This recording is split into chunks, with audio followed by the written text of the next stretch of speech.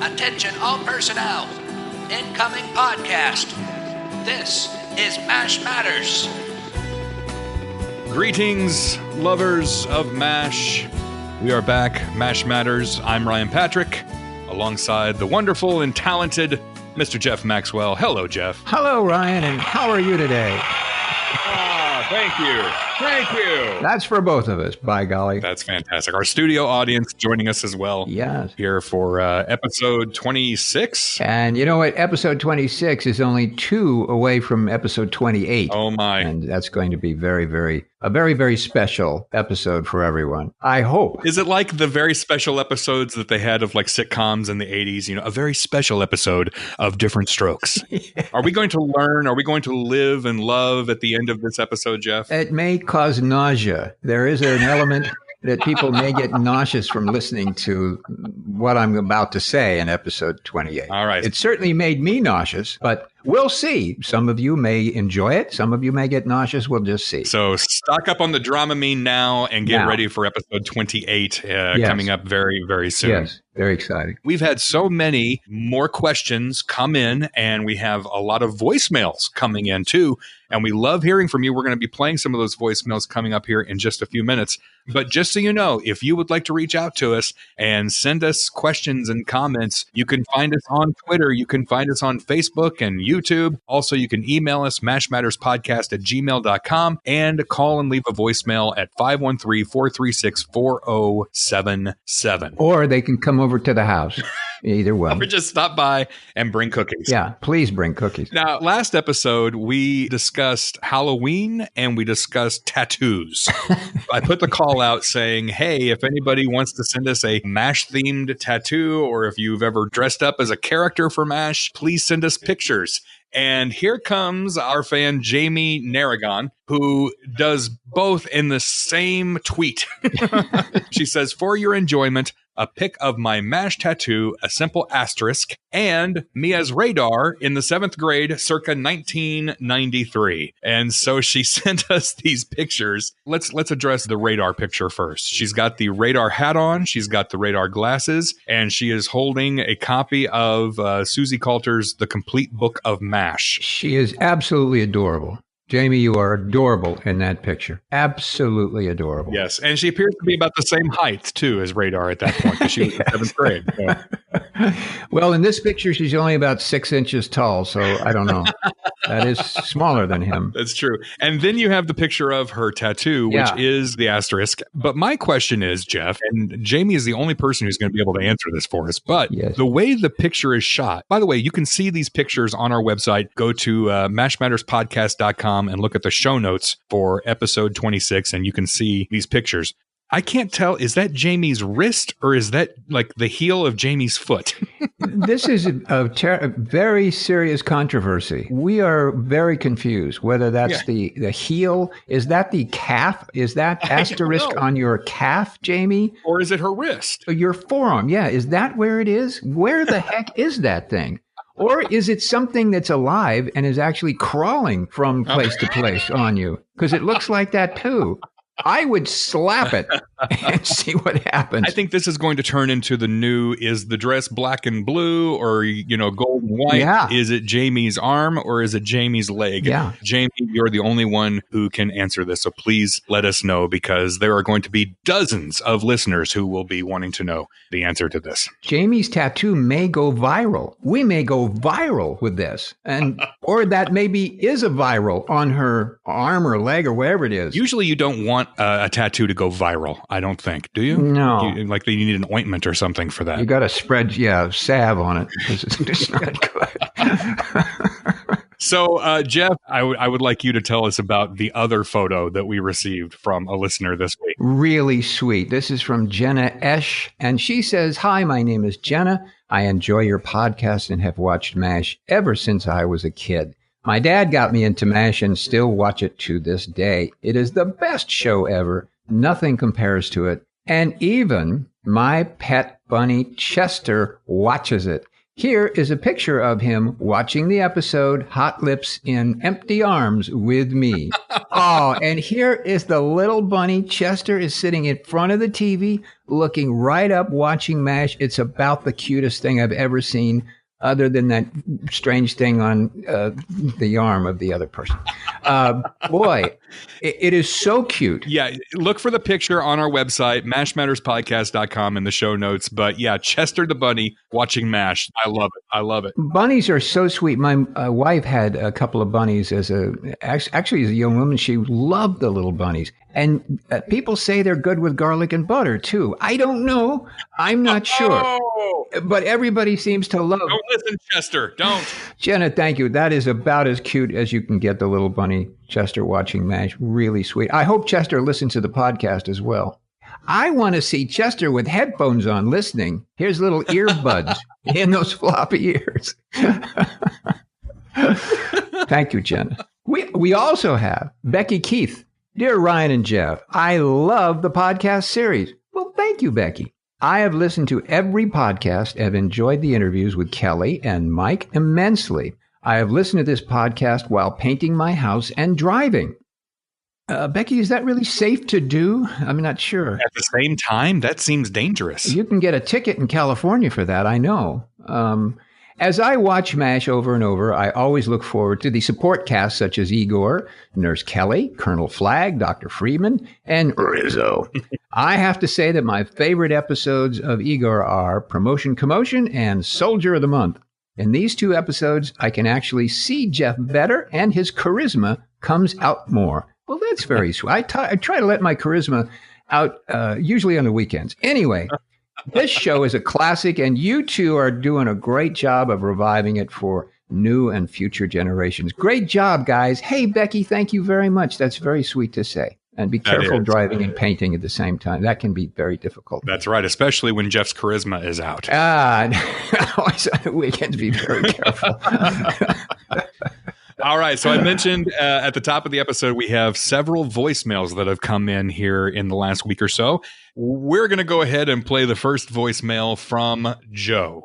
Hi, my name is Joe. I'm from Chicago, Illinois. I'm 52 years old, and I remember MASH back in when I was 5. I remember watching it when my older brother is 10 years older than I am in the 70s when it was on the CBS movies.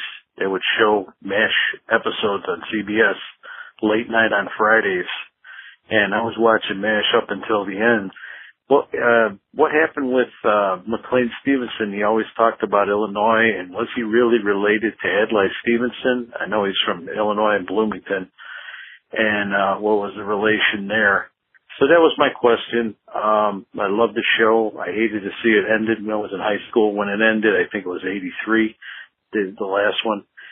Then several years later, in like 2006, I was working at a place, and I was hearing some younger guys saying, "Oh, I hate that show when it comes on and that helicopter lands on the pad." I said, "Man, that's a TV classic." So, I mean, they don't know what was good back then, But I wish those shows like that were still on today, and the whole cast and everything. So thank you very much for your time. Bye.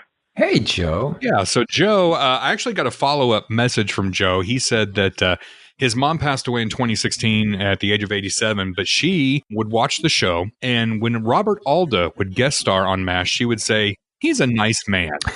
He would say, "Well, how do you know him?" And apparently she worked at the Midway Airport in Chicago.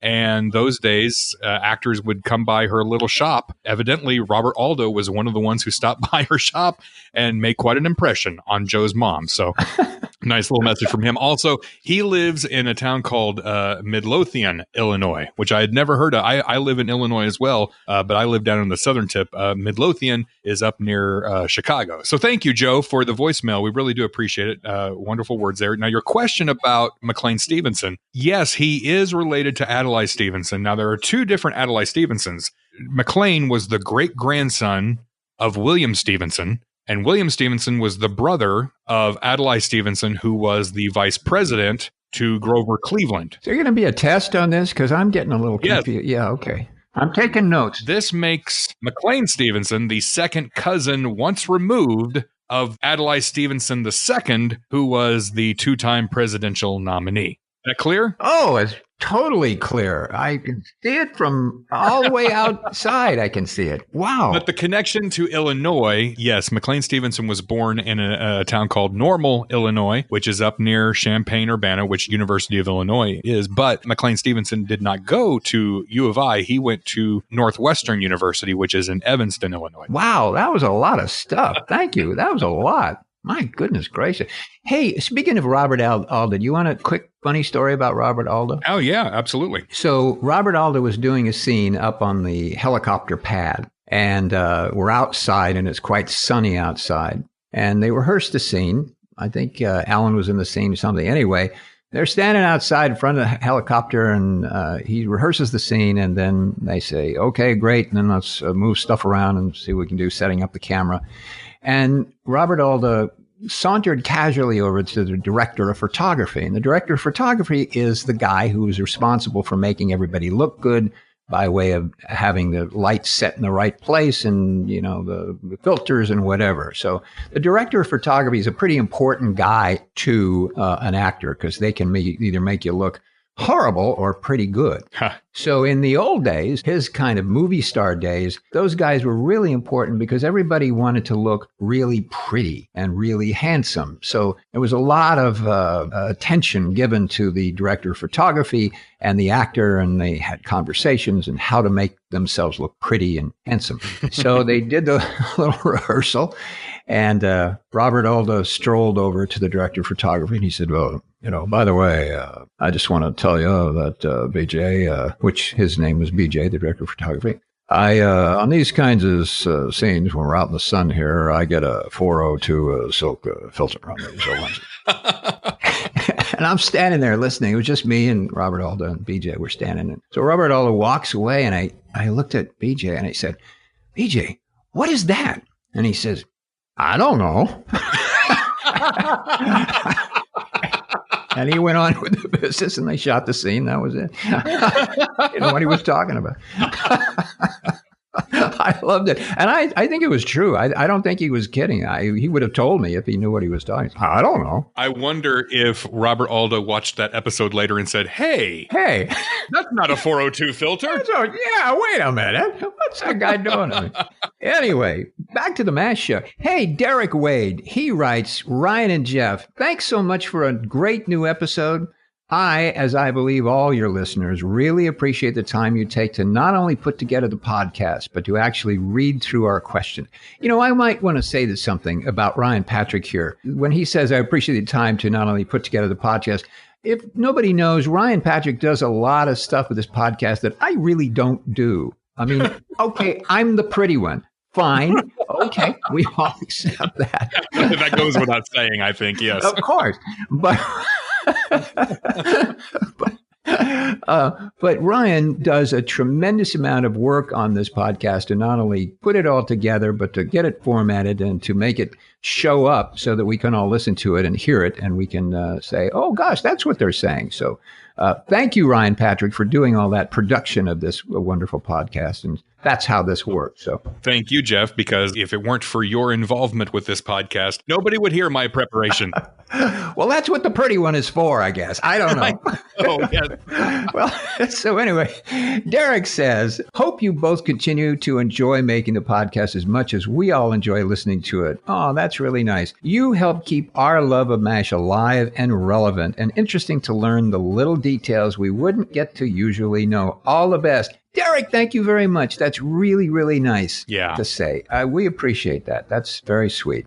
And Derek, we'd like to thank you very much. You were very kind, and you sent us some cards, some gift certificate kind of cards to Starbucks. And we drank it all. It was delicious. We really appreciate you. Thank you very, very much. And not that anybody else should send us gift cards or anything unless it's cash and nothing under $25,000, please. But we really appreciate the Starbucks gift card. So, you know, thank you, Derek, very much. We appreciate it. And you don't have to send any more. We're good. We're happy. But thank you for thinking of us and doing that. Thank you. Okay, so let's get to Maybe a Lamborghini, if anybody out there has a used one. Okay. All right. So now let's get to another voicemail. This one coming to us from Greg. Hey, Ryan and Jeff. First of all, this is Greg in San Jose, California. I wanted to say thank you so much for such an extraordinary podcast. It's really a treasured experience. I look forward to it several times a month on so many levels. Your commentary and reflections on the nostalgia, the relatable characters of Hawkeye and Trapper and everyone, and the humor that you guys provide is biting, sarcastic, it's silly, just like the show, and so it really brings you back to watching and enjoying the episodes. I watch them on DVD without the laugh track, but you guys help to really allow us to experience them again, and all the fun stuff associated with them. My mom was a director of entertainment for Army Special Services in France. She was the only female director of entertainment in Verdun in the late 50s after the Korean War, and she met my dad, who had been in the Korean War, and they married in France. And MASH was one of their favorite shows. And two of the episodes that really related to their experience was Yankee Doodle Doctor and Showtime, which of course featured a film and some live performance of some actors coming to visit and perform morale shows for the troops. And my mom did a lot of that in France at the same time. And so anyway, I just really like to thank you for doing the podcast. Thank you. Wow, that's very nice. Director of entertainment. Wow, that's cool for your mom. Yeah. Now, it sounds like that voicemail cut off at the end, and it did. And let me tell you why. So I found something out about our voicemail system this week, Jeff. Really? And what's that? Well, Greg helped me figure it out. Actually, thank you, Greg. You didn't know that you were going to help me figure this out, but evidently our voicemail system cuts off after 3 minutes. Greg actually had some more wonderful things to say about some of his favorite episodes. And I'm sorry, Greg, that we didn't get to that because our voicemail system cut you off after 3 minutes. So if you would like to leave a voicemail for us, make sure that you get it in under 2 minutes and 59 seconds. Or maybe get the most important comments at the beginning of your voicemail. Yeah. So that was an interesting development this week. Would it help if he put more quarters in the slot? Would that work? I don't know how it works anyway. If he sends us a $10 Starbucks gift card, you get another 3 minutes. I think that's how it works out. Uh-oh. I don't want to go to the mailbox. You go to the mailbox. I'm scared. But if you hear something roar up, call me, because I'm looking for that. Lamborghini. Darren Williams, he wrote us and said, "Hey, Ryan and Jeff, love the podcast. Listen to it religiously. Well, not religiously, but every episode. Anywho, saw a question on a MASH Memories Facebook page, and now I know you've covered what did BJ's initials stand for and what the Q and Klinger's name stood for. This question is regarding our beloved CEO, Colonel Sherman T. Potter. What does the T stand for? Did Larry Gelbart ever give us a name or a hint of one?" And that question coming from Darren Williams. Well, I found an answer. I don't know if it's the answer, but I found an answer. And the only answer I can find is actually in Susie Coulter's book, The Complete Book of MASH, which if you have not read that, I think it's still in print. Susie isn't with us anymore, but the book is a really cool book. What happened to Susie? She passed away in, I think, 2012 from cancer. Oh, I'm sorry. Obviously, I'm like, well, if Susie is around, I'd love to talk to her. We'd love to have her on the podcast, you know? Yeah. But no, she has already passed away. But she left us this wonderful book, The Complete Book of MASH. And in that, she had an interview with Harry Morgan. And Harry Morgan is quoted as saying, "I wondered what the T is for. Tecumseh, I would guess, as in General Sherman. Larry Gelbart actually named me for his family doctor, I hear." Yeah. I had always heard, in MASH circles that Tecumseh was his middle name. That's what the T stood for. Mm-hmm. But I'd never remembered it coming up in one of the episodes. And so doing a little digging and doing a little research, and I pulled out my copy of Susie's book, and there it was. We don't have a definitive answer, but from Harry Morgan himself, he believes that it is T for Tecumseh. So that's as close as you're going to get to an answer, I believe, Darren. Wow. Interesting. Yeah, I didn't realize Susie Kafka passed away, and I'm very sorry. And you're right, she would have been a great guest to come on and talk. Yeah. Yeah, the name, I've never heard any of that. When you're on the set, I never heard anybody discuss the question of what's that tea about. Nobody ever did that. I don't know why. At least I didn't hear it.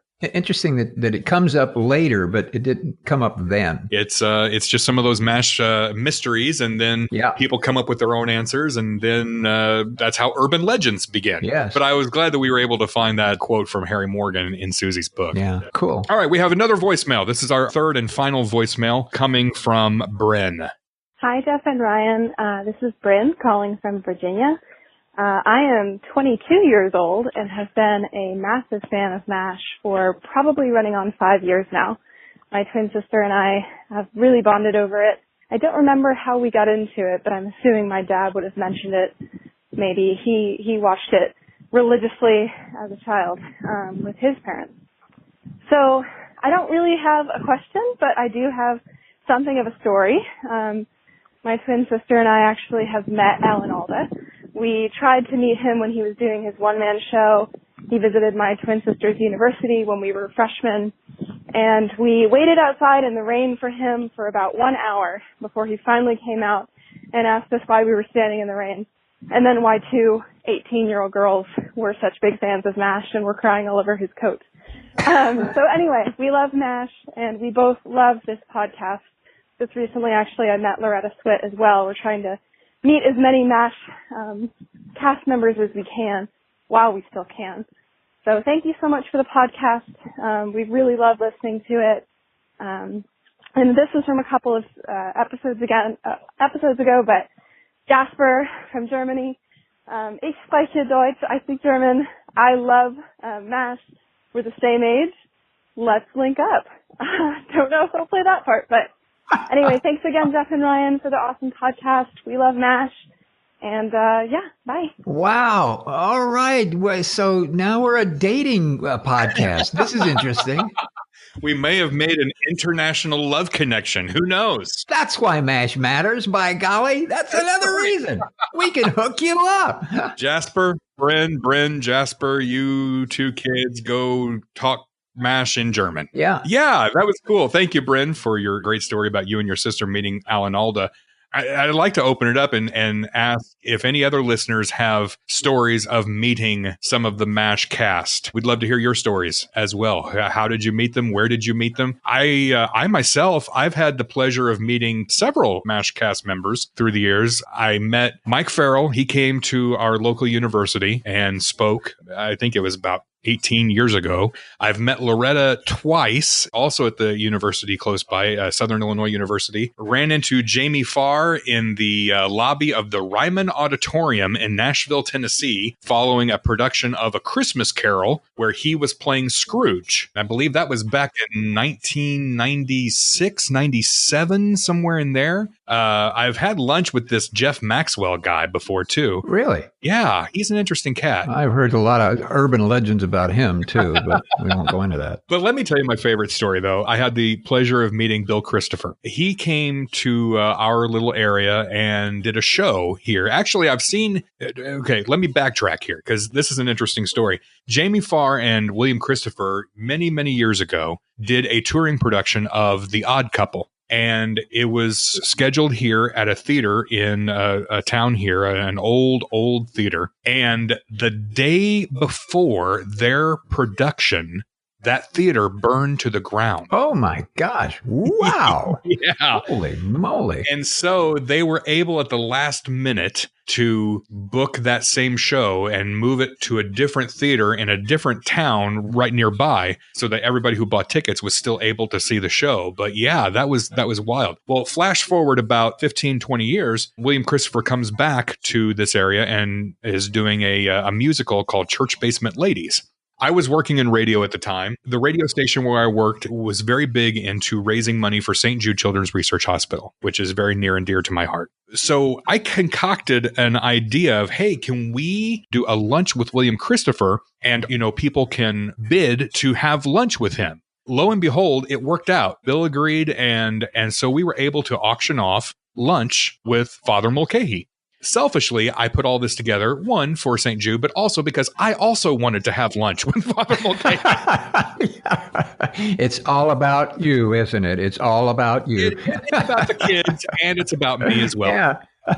So I had the pleasure of sitting at lunch. I think there were about 10 of us at the table ultimately, but I sat right next to him and had lunch with Bill Christopher. Later that night, went and saw the show, and I was backstage because we had to introduce the show. And he comes walking up. We start talking backstage, and I suddenly realize that he is in costume for the show. And the costume that he is wearing is a priest's outfit. Oh, my gosh. So it suddenly dawns on me, I am standing backstage here talking to William Christopher while he is dressed as a priest. It was one of the most surreal moments of my life, but he was That's fun. He was such a delight, so loving and supportive of what we were doing for St. Jude at the time. Yeah. Just a wonderful man. That was a really neat experience. How fun. That's a great story. I love that. Yeah. Yeah. He was a terrific guy.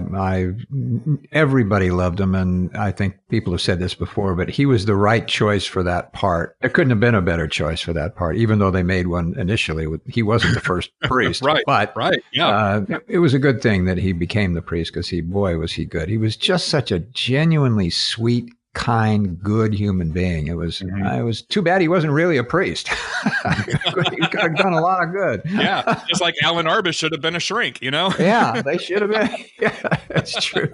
Oh, boy. Yeah. Well, this is exciting now. We have a wonderful note from Dolph. Yes. Dolf. So in case I'm saying that strangely, Dolph from the Netherlands. Dolph says, Dear Ryan and Jeff, hello from the Netherlands. I'm Dolph, 57 years old, Mashophile, and I want to thank you for your amazing podcast. I'm a MASH fan since the 90s. There were reruns on Dutch television at 8:30 in the morning. And at that time of the day, I also used to give my firstborn daughter, Eva or Ava, not sure which, the bottle. So most of the podcast fans tell they watched with their parents. I honestly can say I watched with my daughter. Of course, she was watching with her parent. Well, anyway. And to this day, my daughter, when she hears the tune of MASH, is looking for the bottle. Okay. And Dolph can be seen at the Comedy Store next month. We'll do the jokes, Dolph, all right? I listen to the podcast in my car when riding to and from my work. You are, on each working day, two carpoolers who step into my car and just talk the whole time, and I love it. I thought I knew my MASH, but listening to you, Ryan, I come to realize I know nothing. Wow, that's pretty cool. And Jeff, thank you for ruining my career. Oh, no problem. I'll just go right through everybody's career and ruin everybody. My favorite line from Igor is, I thought there were going to be refreshments here. And I use that a lot in job interviews.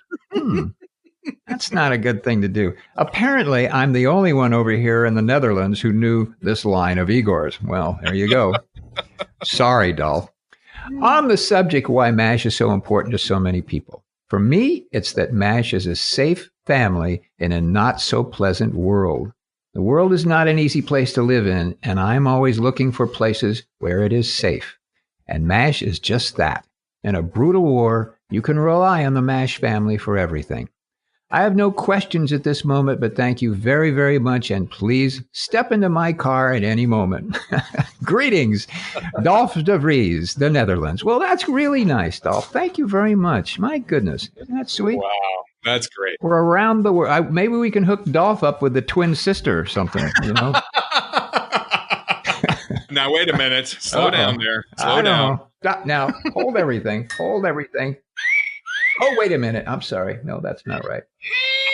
No, that's not right. Never mind about this. My favorite part about that story, first of all, it's great to hear from MASH fans all over the world, is that he uses the line, I thought there were going to be refreshments here in job interviews. I thought there were going to be refreshments here.